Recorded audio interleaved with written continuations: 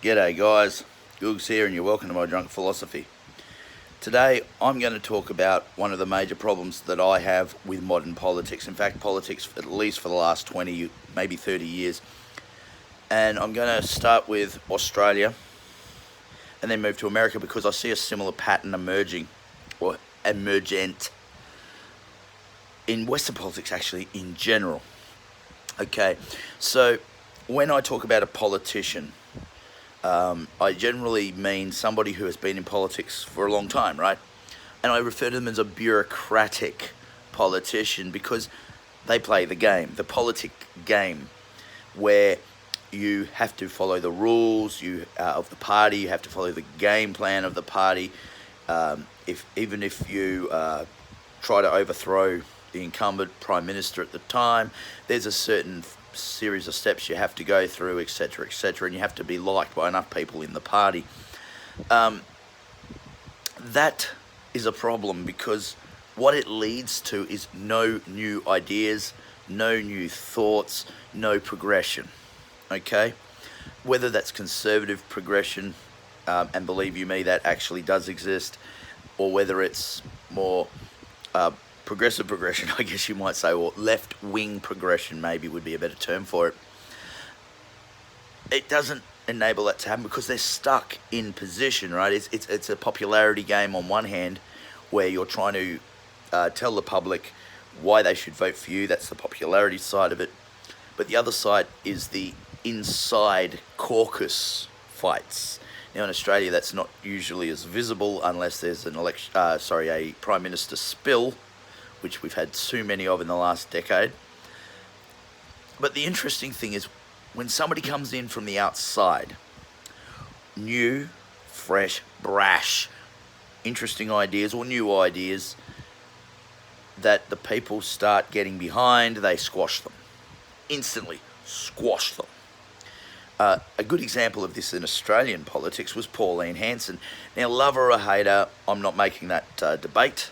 That's not the point of this video. She came out and she had some new ideas, she had some new thoughts. She was a former small business owner, successful small business owner, had a fish and chip shop, and who doesn't like fish and chips? But she was respected by a lot of people because she's one of us, right? She spoke like us, she acted like us, and some of her ideas resonated in the Australian public. For example, not allowing illegal immigration from Indonesia to Australia via boat. It was a big thing that she was saying, but that idea and a few others, they made fun of in the political scene. Okay, so for example, the media drove her into the ground, and bipartisan. This is the interesting bit. Bipartisanly, the Liberal Party, the National Party, the Labor Party, the Greens, the Australian Democrats, all in unison, every single one of them condemned her for that and a few of her other ideas. Condemned her completely. And then they started investigations and they basically destroyed at least that first part of her career. Okay, and I believe her 2IC, David, I can't remember his last name, but he ended up in jail for a couple of years because they didn't actually have 500 paid members in Australia. If your political party does not have 500 paid members, it can't run for office. Personally, I think that's a very stupid rule, but that's the way it goes, right? And they found some other taxation things that sort of went down. Mind you, if they investigated each other, we wouldn't have a political system in this country, because I can guarantee you Labor and Liberal Party and the Greens and all these other people are absolutely corrupt as fuck. Just about guarantee it. Okay? But they squashed Pauline. Funnily enough, a couple of years later, the LNP leader, John Howard, or the Prime Minister of our country at the time, after poo-pooing Pauline Hanson, stopping the boats and illegal immigrants, that's a stupid idea, did exactly that, based on a lie of the Children Overboard scandal. Look that one up. As much as I don't like illegal immigration, the fact that we did it based on a lie, it grates my gears. Anyway, that's the Australian story. And it continues to this day. If you're an outsider, you're new to politics, and you go against the mainstream narrative of either party or just in general, you're a pain in their ass because people like you, you're gone. You're just ousted. ousted. Now we go to American politics. And by the way, this is why I'm doing America as well as Australia, because I just want to show people that, and once again, it's all over the Western world. This whole thing is all over the Western world, and it just shits me. You go to America, the DNC have got a person, the usual cast of idiots, Bernie Sanders, long-time politician, bureaucrat. You've got Kamala Harris, Democrat, long-time politician, bureaucrat. Biden, definitely a bureaucrat. Warren, bureaucrat. But then you had these two other, and I know I'm missing a few people here, but then you got these two other new faces, right? The new faces in the party. You've got Yang, and you've got Gabbard. Now, Yang was a big fan of, the government pays you to live. You get a living wage. Okay, that was his big platform, because he said, look, in the future, everything's going to be computerized, mechanized, etc., etc. People are going to need to live. I don't necessarily agree with that, but hey, it was a different idea. It was new and it could be worked on. Maybe it's possible. Who knows? He was shut down. Not because his ideas were so extreme, but because he didn't follow the narrative, which was essentially Orange Man's bad. And he said, yeah, why are we talking about Orange Man? We've got other things to talk about, like fucking policy. No, that's no good. Shut him down. Bang. And he basically got no time at all in the caucuses or the Democratic debates, whichever one you want to call them. Then you got Gabbard. And Gabbard was fine and dandy. She wasn't a neocon, so she didn't play that. She wanted to pull out of wars and things like that. But that's palatable and popular to the American people, so that's reasonable. Then she did the unthinkable. She turned around to Kamala Harris and absolutely drilled the living hell out of her record, Kamala's record, for basically using jail criminals in jail, as slaves. Yeah. She pointed that out, and then she hammered Warren. She had hammered Biden.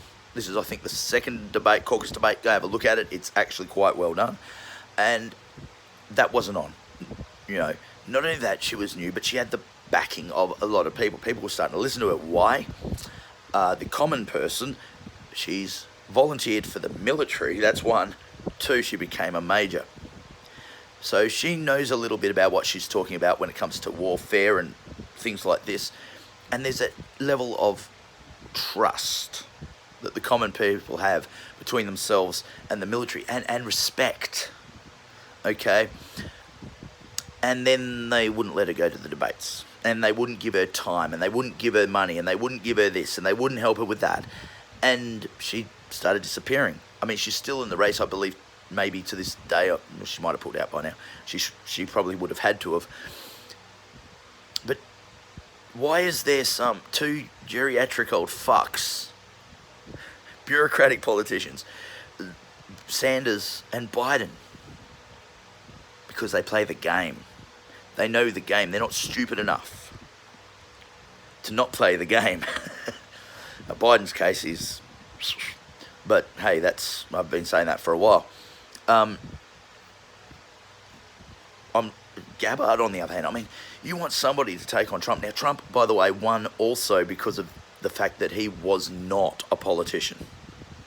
Okay? At the moment, people are sick and fucking tired of the bureaucratic politicians. Cookie-cutter fucking politicians who follow this line. And that's the only line they're going to follow because they play the game. Trump said, fuck your game. When he came in, that's why the media and everybody, including people in his own party, turned against him and hated him, was because he's not one of them. He's just not a politician. And they hated that. And the fact that he was a powerful person in his own right. They hated that. The fact that he basically spent his own money on his campaign. They hated that. He's popular amongst the people because he talks like them. He stuffs up when he talks like them. They hated that. And Gabbard, though, would have been the best foil for the Democratic Party against Trump because, unlike Trump, she's really well spoken. Unlike Trump, You know, you think about Hillary Clinton and the fact that Trump did that whole thing where he walked behind her in that debate in 2016. Oh my God, I'm so offended. Oh, it's male privilege. Do you think Gabbard would give one single fuck, considering she's been under fire numerous times in various theatres of war? She'd laugh at that. She'd be like, mate, what are you doing? She would be the greatest foil for Trump. Because, like Trump, not a long-term politician, knows how to take command of a situation, but no bullshit. Military, no bullshit. And in a crisis like we're having right now, man, that's the kind of person you actually want in charge. She believes in liberty, she believes in freedoms and all that shit, but man, that military training, because she'd know how to take an order as well as to give one. Alright, so she'd consider everything. Man, she's the perfect person for this virus problem. And it is a problem, it's a plague. I've heard many people describe it as different things, but, you know, call it a pandemic. No, it's a plague. So,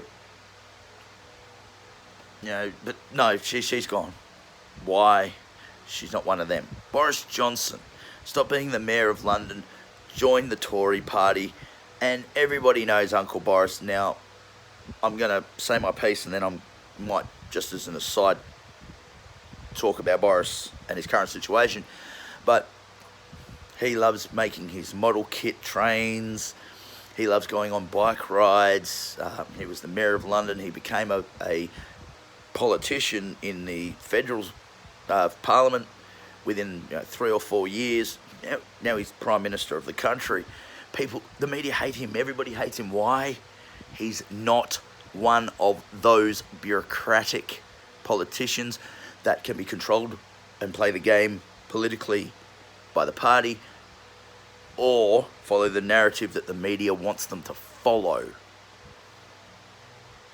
He can't be controlled. And in saying that, I might finish this video with the following.